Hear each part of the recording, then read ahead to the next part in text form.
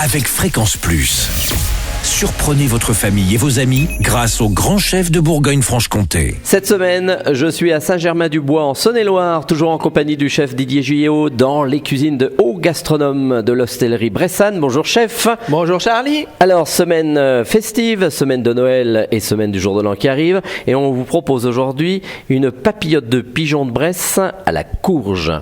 Oui Charlie, donc on va prendre 2 pigeons pour... Alors quand on dit on va prendre 2 pigeons, on ne les prend pas dans la rue qui sont on va bien nourris. aller chez l'éleveur de Saint-Martin-en-Bresse qui s'appelle Monsieur Bon, qui fournit les pigeons dans le secteur et ainsi que sur des étoilés de Dijon. D'accord, ok, voilà. Donc c'est un beau pigeon. C'est un beau pigeon, oui, il faut à peu près 500 à 600 grammes, donc c'est des beaux pigeons. Voilà. Donc là on va partir également pour une recette pour 4 personnes, donc il va nous falloir 2 pigeons, 400 grammes de courge, ça devrait suffire, 5 centilitres de sirop d'érable également.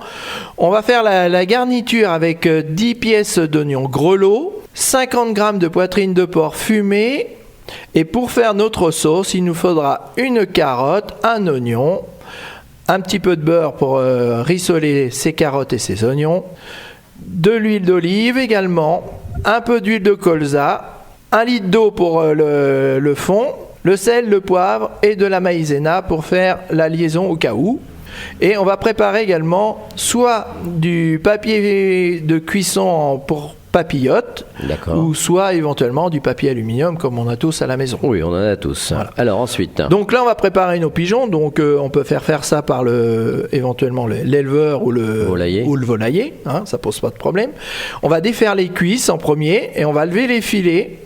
On va juste garder la carcasse qu'on va concasser un petit peu. On va la faire revenir avec une mirepoix, c'est-à-dire les carottes et les oignons qu'on va tailler en gros morceaux dans du beurre. Voilà. Et on va mouiller tout ça. Après, on va dégraisser, Et quand on aura dégraissé tout ça, on mouillera avec de l'eau. Ça va faire une sauce. Ça va faire la sauce de cuisson pour mettre dans la papillote. Et on va cuire pendant une trentaine de minutes, le temps que ça réduise un peu et surtout que les os fassent leur effet de parfumer le bouillon, quoi.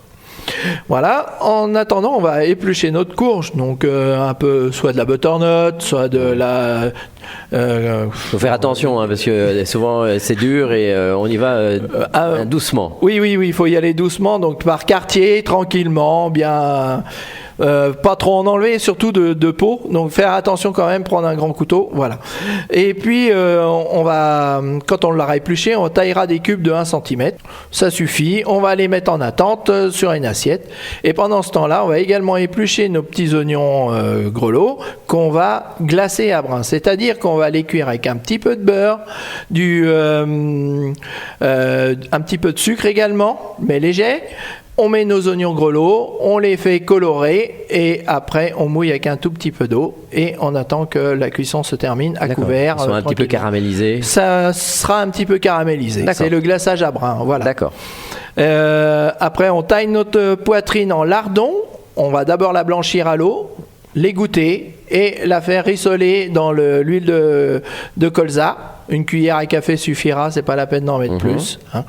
Et on réserve ça également dans une passoire pour égoutter, pour enlever la graisse qui est un peu en excédent. Voilà. Alors ensuite, on va colorer donc la courge également avec dans de l'huile d'olive et un petit peu de beurre, et on va y ajouter le sirop d'érable. Ne pas trop la cuire. Oui, ça parfume un petit peu et ça amène un petit peu de sucré. D'accord. Ça ira très très bien avec le pigeon.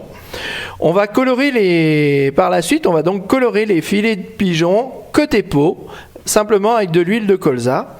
Vraiment, juste la coloration de la peau. La chair, elle, reste crue. Ah oui, carrément. Oui, carrément. Et tandis que les cuisses, par contre, et les ailerons qu'on va récupérer seront cuits côté peau et côté chair, pour les cuisses, du moins.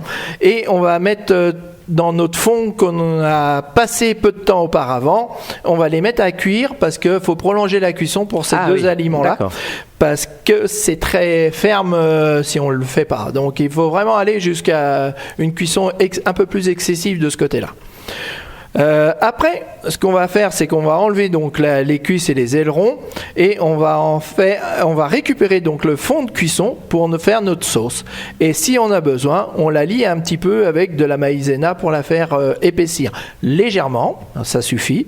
On taille nos feuilles de papier cuisson ou papier aluminium, on met notre courge dedans, on met nos petits oignons, nos lardons, un filet de pigeon, la cuisse et l'aileron, et on ajoute 2-3 cuillères à soupe de ce jus.